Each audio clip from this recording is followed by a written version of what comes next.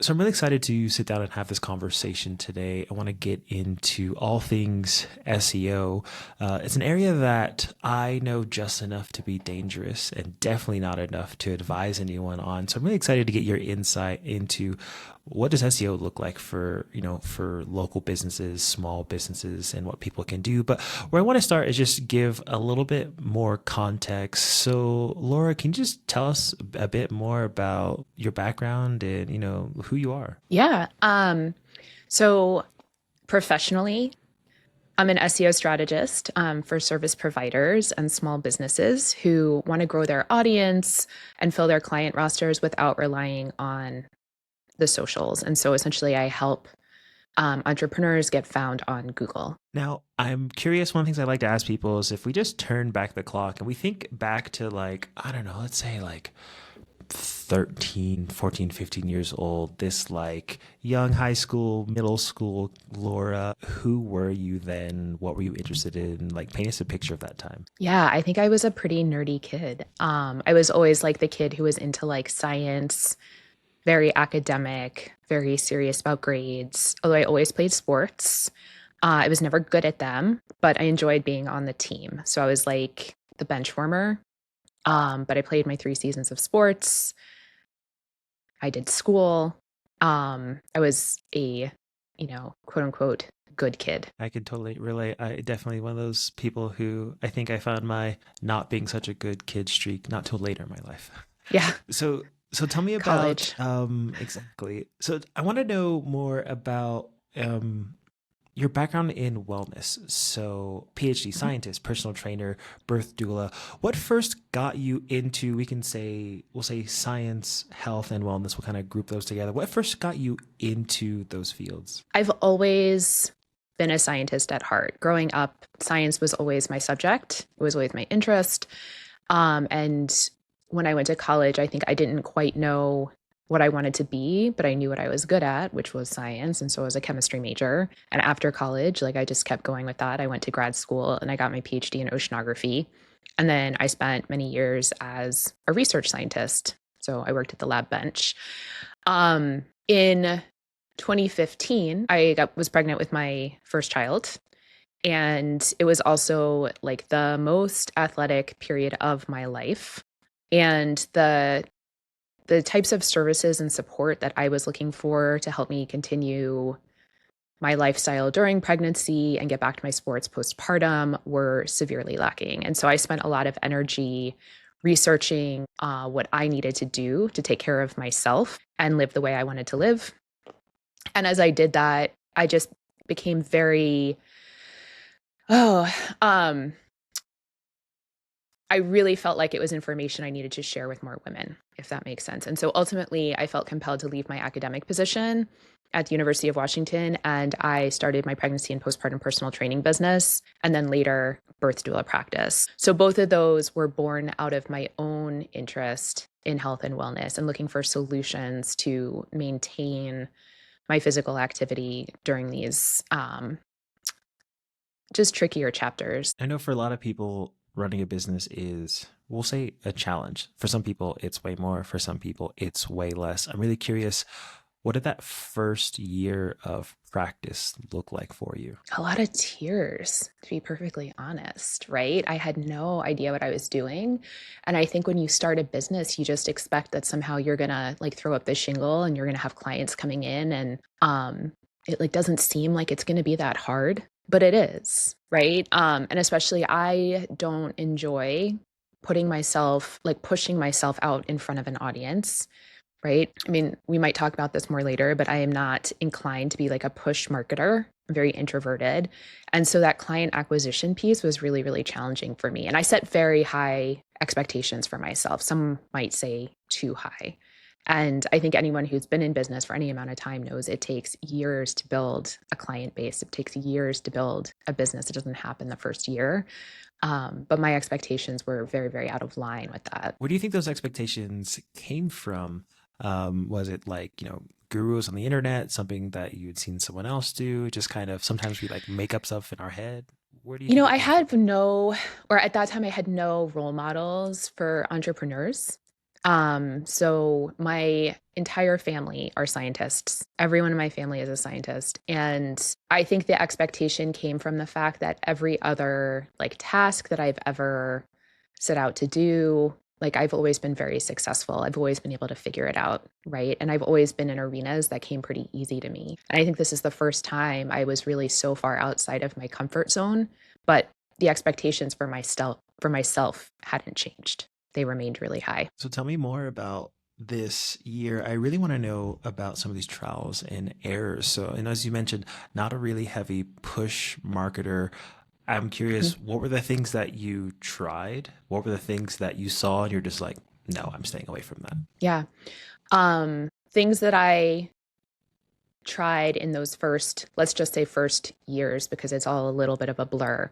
Um, Referral marketing and networking, Instagram, and the website. I would say those were the three things that going into it that first year um, were places where I tried to drum up business.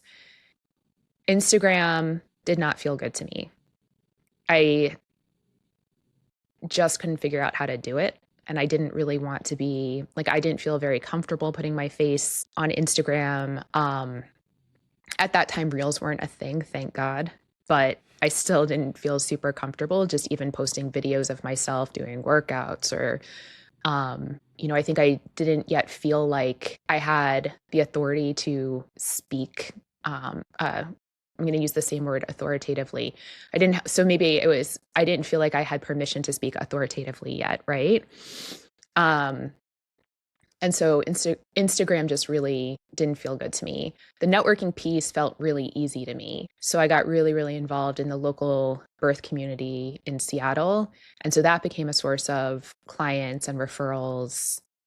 And that was really instrumental for sure in terms of building my business those first years. And then finally, the website, which definitely took me some years to figure out. But I built my website as soon as I started my business. So I had that from the get go as well. And when did things start to click for you? So you've tried different forms of marketing, getting people to come in and then really focusing on the website, which will obviously get into SEO and the, tactical side of it. But was there an aha moment that it all just came together, or was it just a series of, failures and experiments? How did you figure that out for yourself? I mean, I think it started initially as a series of failures and experiments and successes, right? Um, And I would say like COVID times were when I really dug into it because that's when all of a sudden I wasn't really doing in-person work. When I started my businesses, I was doing more in-person personal training. I was doing a lot more birth doula support. And then as we went into COVID, all my personal training had to go online. I wasn't doing as much birth support. And so I had to figure out how to get online clients. And I hired a business coach at the beginning of COVID. And, the way they reach you is the way they teach you. It was someone that I had found on Instagram. And it was like the whole course was really like a social media marketing course. And I felt like a big fat failure the whole time. I hated it. I felt terrible about myself. I felt terrible about the prospects for my business. Now, somewhere in there, the thing I did notice is that the types of posts I liked creating were like the really long captions, right? Like the really, really long captions were the things where I really kind of enjoyed the process. And I started putting those on my website as blog posts, just like little blog posts. And as I put more and more content on my website, I was getting more and more traction from my website.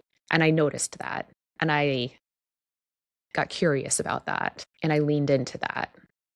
And ultimately, my blog became one of the greatest um, levers for client acquisition for my personal training and birth doula business. So now you will say mastered SEO. And I think, what does it mean to master something in a profession? You got it working. It's working for you. Tell me about that transition into saying, you know what?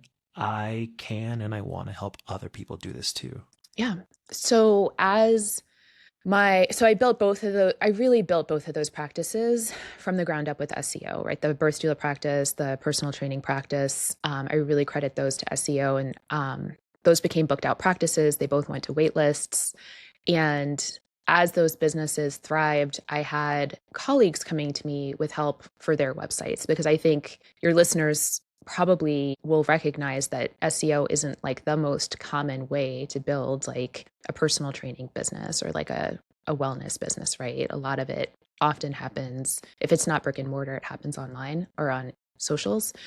So as I was helping more and more of my colleagues, I decided to productize that. And I do still have my personal training business, although I've relegated it to my side hustle at this point. I keep a small client roster because I love the work. But the SEO, as I've really leaned into that, I mean, it just tickles that part of my brain, I think, like the more technical scientist piece, although there was plenty of science in like the women's health personal training. But I like the technical aspect of it, and I like that I get to help the helpers. All of my clients are service providers or small business owners, and they are all running uh, passion fueled businesses that are truly helping people. And that feels really good to me. I really love that. So I want to get into the meat of SEO for people who are completely new. What is SEO, and why would you say it's important for someone who has a wellness business? Yeah. Okay, so SEO, just to define the acronym, is search engine optimization. And when I talk about SEO, I'm talking about website SEO. So, how do we optimize a website for search? And essentially, SEO is the art of getting Google to serve up your website as the answer to relevant search queries. So, when someone goes to Google and they're typing in your service, your solution, you want to be one of the first 3 links to pop up. And it's so important for health and wellness providers because social media, like PR, they put you in front of people who aren't searching yet, right? They're really good for brand awareness, but SEO helps people who are actively searching for solutions right now connect with you, right? And so it's the way you get in front of people who are ready to hire. And that's what health and wellness providers do, right? They provide a service for people who need help right now. So I want to get into the basics. Where does someone start? So someone's like, okay, I have website, person searches on Google. How do I make sure, like the question, I think I'm sure clients are like, okay, put me number 1 on Google, put me on page 1, put me on position 1. Where do we start? What are the basics? So the first thing is I'm going to assume, or tell me if I'm wrong, most of your audience is going to be like local brick and mortars, or do you have a solid mix? Okay, brick and mortars. So the first thing is making sure you have your Google business profile set up, because your Google business profile makes sure you come up in those near me searches, chiropractor near me, physical therapist near me. And it also gives you an additional opportunity to show up in search, right? Your website gives you the opportunity to show up in those like 10 blue links, but the Google business profile gives you the opportunity to show up in what's called the map pack. I'm sure you've all done searches for businesses local to wherever you live, and there's a map. And then underneath that, there's 3 businesses listed. The way that you get in there is by having a Google business profile. So every local business owner should have a Google business profile. They're very easy to set up. And actually, this isn't the resource I was going to share with your audience today, but if anyone wants a Google business setup guide, just find me on socials, contact me on my website. I'm happy to send you a guide to setting that up. It's very easy.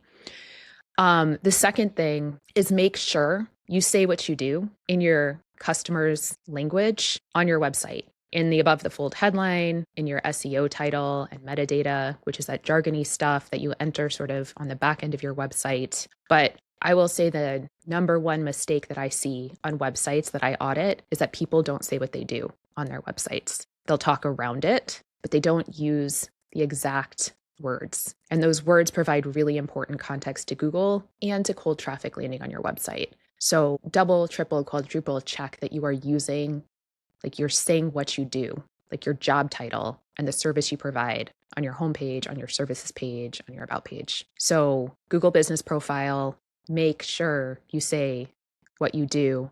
And then if I was going to add one more, I think it's going to be PR and outreach. And for a local business, and the reason this is important, by the way, is because links back to your website are trust signals.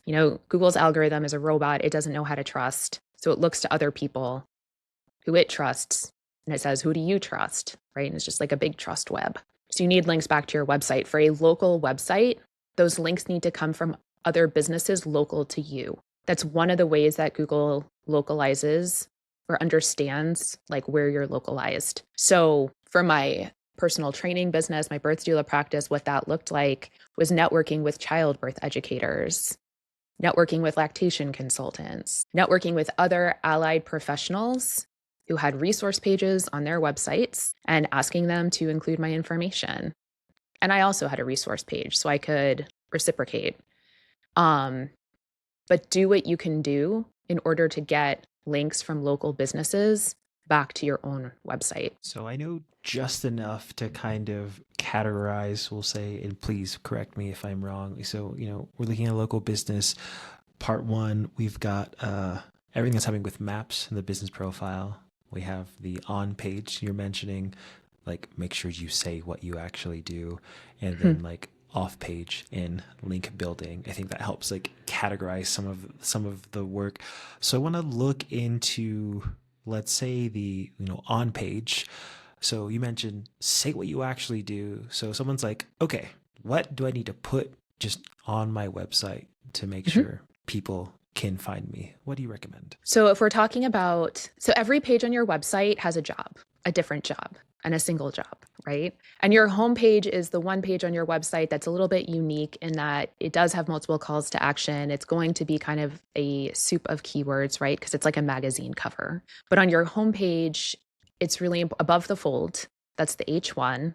That's the thing that goes in the hero image, if you're familiar with that terminology, but it's the first thing people see when they land on your website. That text needs to convey exactly what you do, who you help, and how you help them. So for example, having text that just says like helping you thrive, you see that a lot. You land on a website and it'll just have something very abstract like that. That provides no context to Google or to the people landing on the page. Instead, you want to say something like strength training for women over 40 because building muscle is the best anti-aging hack, right? So much more contextual. So on your homepage, what you do, who you help, how you help them, those words have to be on there. I also recommend having your full name, because sometimes people will search by brand, sometimes people will search by name. But one thing that Google does is it's trying to understand your online reputation, and it's trying to connect all the other websites where you have a presence. And so, if you have like a LinkedIn or you have a social media where you use your name, you want to be able to connect that back to your website. So you need to use your full name on your website as well. So full name, brand name, the thing you do, who you help, how you help them. Those are like the minimum information that needs to go on a homepage. And then of course, as you get into things like services pages, you need to have those specific services in the above the fold headline, in the SEO title and meta description, right? On your about page, your name and what you do should go above the fold. It should go in the SEO title and meta description. So that's probably the most important place to add those keywords in. Now, as we're talking about the actual websites, we have the homepage, we have the services, so that I and my listeners understand what you're saying is, so we'll use massage therapists. I think the vast majority of my listeners are going to be massage therapists, like the big bulk. Massage therapists have, lymphatic drainage, deep tissue, Swedish relaxation. Maybe they have their own like terms that they're calling things. And so for everyone to understand, you're saying each one of those services as it relates to a keyword, like something that someone would be searching for, we want a page for each one of those services, or should we just all keep it together? That is the most ideal scenario. Do we all have capacity for that? Absolutely not.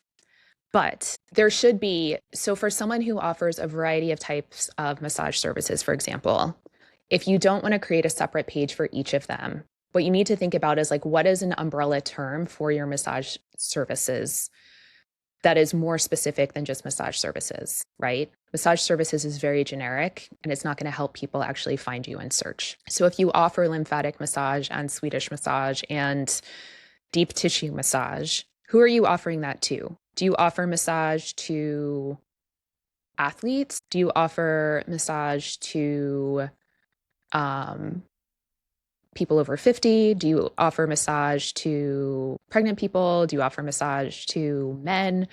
Um, but get as specific as you can and put that information in the headline of the page. And then in that page, I would create like an H2 header for each of those services and describe each of those services. Just listing them in like a bulleted list is not going to do much for your SEO, but creating like a headline and then creating supporting text to talk about that service is going to help you a lot more. You mentioned the H1 and H2 headers for the people who are non-techie. So we're going to assume they're probably building their website. The providers change, but Wix, Squarespace, these people. What are those H1 and H2, and like what does that mean? So the H1, H2, you can think of them as like the levels of an outline. Like back in high school when you were writing outlines for English class, and you would have Roman numeral 1, 2, and 3, and then underneath that you have A, B, C, and you're creating titles to create a hierarchy for your content on your page. H1s are the title of your page. It's the title of the essay, right? And that's what it goes, quote unquote, above the fold. And then all of your secondary headings are H2s. And then if you have sub points below those, they can be H3s, etc. A lot of people tend to use them as style guides. So they'll like how an H2 or an H3 looks. And so you might be familiar with them as the way that you get your text to look the way that you want it to look.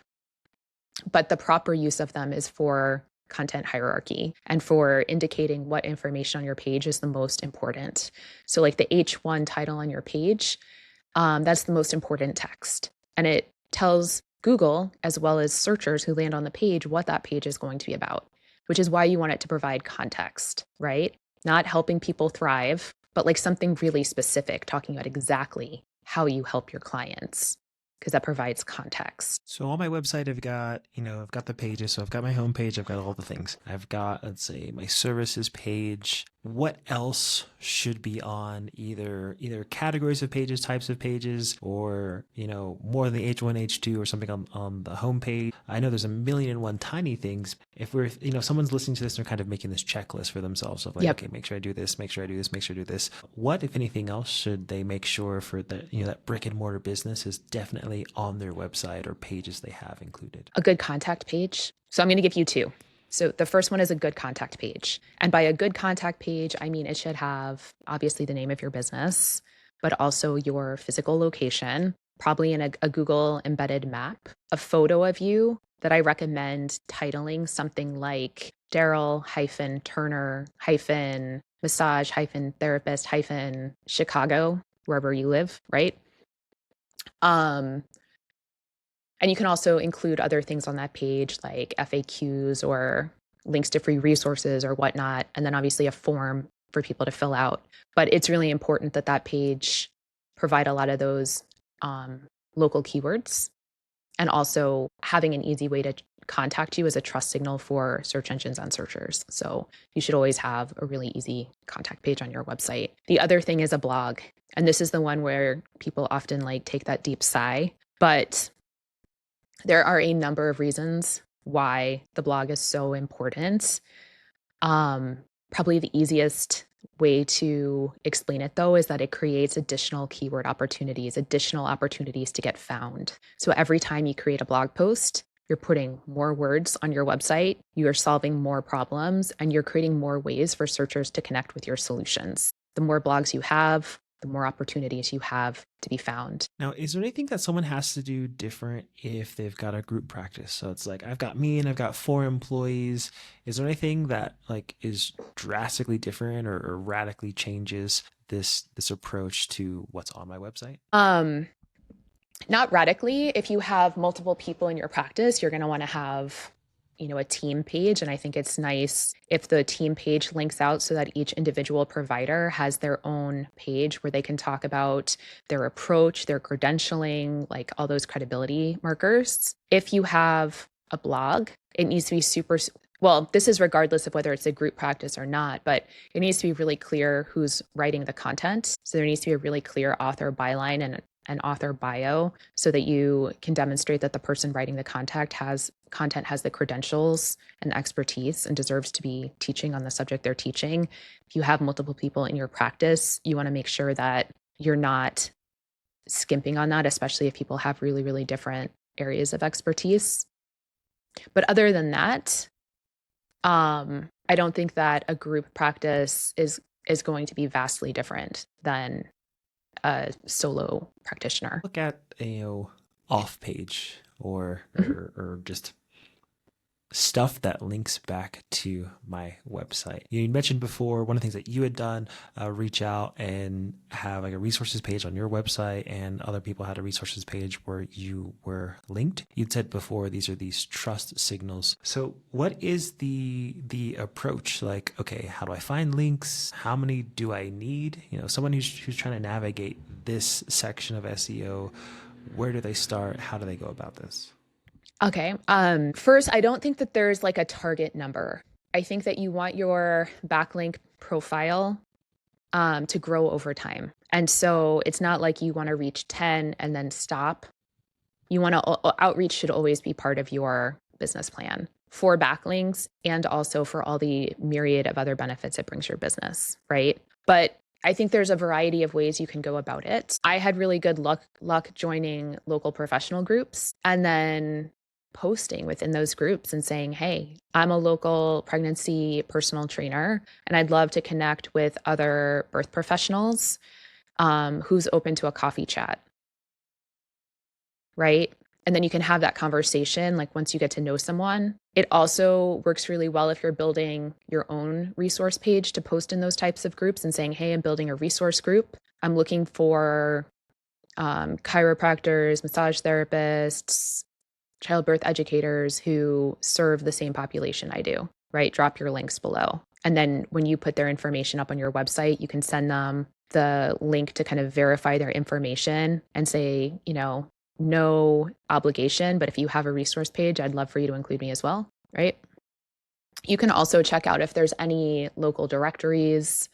We had a number of directories that I was able to join that were specific for birth providers, for pregnant families who are looking for support during their pregnant or postpartum journey. And if you want to get really fancy, you can do things like sponsor local events. You can set up booths at expos. Those will often get you a link on a website. So you can also get a little bit creative about it. I think the first time we crossed paths, I think about timelines. I think this was pre ChatGPT. I don't think, or either I think ChatGPT as a tool was not, either didn't exist or was not in the main consciousness of everyone that it is today. So I feel like I would be it would be shame on me if I didn't ask about it in some way, shape, or form. So someone might be listening and they're thinking, I don't know, okay, I can just throw this into Chat GPT. Like, is there anything in terms of the AI is here that, yes, here's some great ways you can use Chat GPT, Claude, etc. Something new that may come up by the time someone listens to this. Definitely here's a thing you should do, or definitely here's something you should be avoiding when it comes to using AI. I think AI can be an incredible assistant. I use AI all the time. I think you have to be really careful with AI because it's really good at erasing your voice. And as service providers, like our relationships are the most important thing, right? Creating connection, creating relationships with people. So you need to sound like you. So ChatGPT is really useful for ideation. It can be really good for first drafts, but you need to make sure anything you do create with AI comes off as if it's you speaking. So you need to put it into your own voice, and you need to fact check aggressively because ChatGPT makes things up. And on a health and wellness website, you also have to cite, like if we're talking about like blog content, for example, you have to cite health claims and statistics. You have to. ChatGPT will make up citations in addition to making up facts. So you really do have to double check everything that it gives you I find it to be most helpful when I already know what I want to write and I just need help like molding the sentences. So not using it as like and I not using it to as a substitute for my brain, but as a way to make sense of things, to say things a little bit more concisely. But like it always has to get translated back into your voice, and you always have to make sure that what it's saying is correct. I can personally attest to Chat GPT just making stuff up. I think I asked it for facts once, and I noticed some of the facts just didn't have citations, and I was like, "That's weird. Oh, these facts aren't real. Let me also go check these citations." And some of them were real, like Mhm. this was the thing from the source, and others were not. I think about there's a meme I saw recently that was like, oh, it's so weird how Chat GPT is an expert on the things I don't know about, but completely wrong on the things that I'm an expert on. Anyway, I won't think of this any further. It's like, yeah, definitely check that out a little bit more. And it's tricky because it's right just often enough that you really start to trust it. Um, Mm-hmm. so don't get complacent there. But it can be an incredible assistant. It can be an incredible assistant, and it can help you get more writing done. It can help you ideate. It can help you say things better when you're stuck. It can do so many wonderful things, but you don't want to get to a point where you trust ChatGPT more than you trust your own brain. In the same vein, as you see the landscape, you think about the websites you've audited, the clients that you've worked with. What are some of the most frequent mistakes you see businesses making when it comes to their SEO? So, number one is people don't say what they do. I said that earlier, but I will say it again because I'm not joking when I say it's probably up there at like 90% of websites I look at do not say what they do. Like the pelvic floor physical therapist that doesn't say pelvic floor physical therapy anywhere on the website, right? Facebook ads manager that doesn't say Facebook ads management anywhere on the website, right? And it happens over and over again. And it's a little bit of just the curse of knowledge, right? We're so familiar with what we do, and we assume some information is there that isn't there. So either do a really solid self audit or have someone else look at your website, another trusted colleague, and ask them to check that for you. Another thing that folks do is loading in giant images. So if you're loading in images straight from a brand photographer or straight from your phone, they're going to be enormous. They're going to be megabytes in size, which is very, very big. And a big image is like a ball and chain on your website, and it slows it down. And that provides a really poor user experience. And Google does not like to share slow websites in search results. And so it really is worth the time to optimize your images for size before uploading them to your website. So you want to reduce their pixel dimensions, you want to reduce their um, the DPI, you want to reduce the quality a little bit. Not so much that you reduce the image, like what you see, but people are putting images that are just too big, and it's really having a detriment on their SEO and their rankings. And I think that if I have to come up with one more thing, I would say the final thing is not filling out their metadata. And the metadata is like those SEO titles and the meta descriptions that Google uses to inform the listings in the search results page.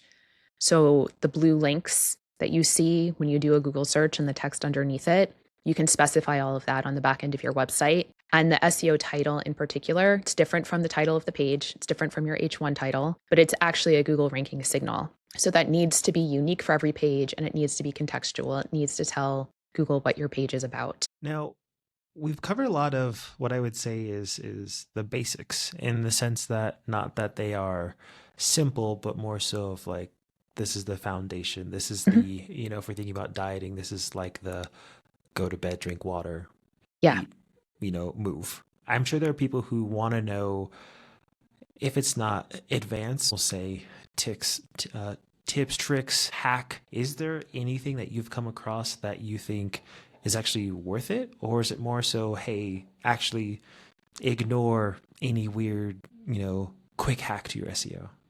I mean, the best hacks for SEO right now are not really hacks. It's use really clear language, create content, do your outreach, and get links back to your website. Those are the best things you can be doing for your SEO right now. You can't rank a website that only has 5 pages. You can't rank a website that has no other websites pointing to it. And you can't rank a website that doesn't have the contextual signals, the words to make it really clear to Google what you do. In terms of an advanced tactic, if you'd like one, I would say invest in schema. And schema are little bits of code that you can embed in the head code of your website that allow you to specify what your website is about to Google. Now, if you don't include schema, Google infers what your webpage is about, right? It's really smart. All these language models, they're really smart and they're good at making inferences, but it's always an inference. If you want it to be crystal clear what you do, create schema. And I'm not sure how many links you want to include in the show notes, but I have a blog post that I wrote on how to use ChatGPT to create schema for your website. Because actually, if you're technically inclined at all, it's very, very easy to have ChatGPT do this for you. And then you just have to pop them into your website. But if someone's looking for like, a next level tip, especially for a local business, I would say put your local schema on your website. So I appreciate you sitting down and having this conversation with me. I've got a few more questions, quick questions. They don't necessarily need to have quick answers. I know that outside of your professional life, you've had a love of heavy lifting and are a bit of a coffee snob. I'm curious though, what other hobbies or interests do you have, especially if they, help you unwind, keep you balanced, or even just something weird you're really into? I have a really serious Netflix and crochet habit. I crochet little amigurumi, little stuffed animals, and I crochet a lot of them. So this is like my every evening activity. And so I'm kind of blowing through like the Netflix series right now. But that's definitely my unwinding activity. I love that. Thank you, Helen, for editing the sound out of this motorcycle. I appreciate you very much. You're a great editor. Okay. And I'm really curious, what was your last oh shit moment? Maybe it was in your business, maybe it was in your life, but what was that moment and what'd you do about it? This is such a hard question for me. I always struggle with this type of question. I think I'm going to say over the last 3 years, we've had a number of health challenges in my immediate family. Myself, my daughter, my husband, we've had moments where we've had some very, very serious health situations. And those have been moments where I've felt really overwhelmed and what do I do? Do I keep my business running? How do I keep the business running? What do I do? And I think in all of these situations, it's been really helpful to take a step back, realize that taking some time off isn't going to tank everything. People understand when you need to cancel sessions or put something off. But it's also really reinforced my investment in SEO because it's marketing that I don't have to actively show up for every day. And so during these periods where, when my own health had to take priority or when I was taking care of someone else, I still had client inquiries coming in and I didn't have to worry about posting on Instagram, about doing as much active outreach. So I think it's just really reinforced my commitment to SEO and to the pull marketing strategies. As you've grown your business or, just gone throughout your life, has there been a favorite resource of yours? A book, a podcast, a program, course, a person, whatever, something or someone that's been really helpful to you? Gosh, those things change on a day-by-day basis. But maybe I can tell you about a book I'm reading right now that I'm very excited about, which is called Range by David Epstein. Have you read this book? It's about how generalists are built to thrive in a world made for specialists. And it's been incredibly validating and affirming as someone who is, a late bloomer, a late career changer. Absolutely, I'm a generalist, right? I can operate as a specialist. And as a scientist in a lab, I was very, very specialized, but I thrive when I get to think more broadly. And so this book has been really just edifying, validating, helpful to think about the positive side of that, right? And I feel like it's a book that every parent, educator, and business owner should read. It's great. Now, I really love this conversation. Do you have any final words of wisdom or encouragement, or maybe something I haven't asked you about that you want to share with the audience or wellness businesses as a whole? I think it would be to build a personal brand. Like if you're not already actively building a personal brand, start building your personal brand because information is so easy to come by right now. Information is a commodity. The messenger absolutely matters. And so, whether we're talking about SEO or we're talking about any other type of marketing, your brand and your reputation matter so much. And so, if you don't have a website, create a website. If you're not creating content somewhere, start creating content. If you don't know what makes you different, figure out what that thing is and start talking about it so that you're memorable and so that people come to you when they need support, right? Thank you again so much for sitting down and having this conversation. If someone wants to learn more about you or connect with you, where's the best place for them to go? My website is absolutely the best place to reach me. So my website is laurajawadmarketing.com, although I am also on Instagram as Hey Laura Jawad. Can I share a resource with your audience? Yeah, absolutely. Okay, so this will also get you onto my email list, which is a direct line to my inbox if you want to stay in touch. I would love to share my SEO Simplified keyword research workbook. This is a resource that will help you identify the perfect words to attract your right fit clients. And so, if the conversation around what words to use on your website was intriguing or if it was overwhelming, this will be a really good resource to help you step through that process of identifying the words you need on your website, which pages they go on, and where to use them. And I set that up for you guys at laurajawadmarketing.com/scaling wellness. So you can find that there. Excellent. I'll make sure that there's a note to that in the show notes somewhere around where you're consuming this episode. So thank you so much again, Laura. It's been a fantastic conversation. And thanks everyone watching, listening, however it is you're consuming this episode. That's all for this episode, and I'll catch you guys on the next one. All right. Thank you.